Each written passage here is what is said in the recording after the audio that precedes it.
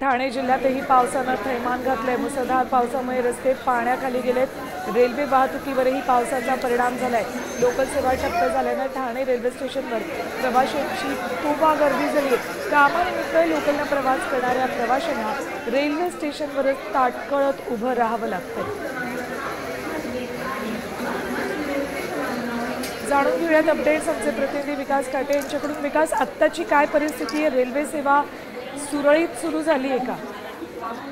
आणि सकाळपासून पडणाऱ्या पावसामुळे त्याला फटका सुरुवा रेल्वे स्थानकाला बसला होता। त्याच्यानंतर याचाच फटका उपनगरामध्ये ठाण्यातनं कल्याणच्या दिशेने आणि ठाण्यातनं मुंबईच्या दिशेने रेल्वे सेवा आहे 20 ते 25 मिनिटे उशिराने धावत आहे।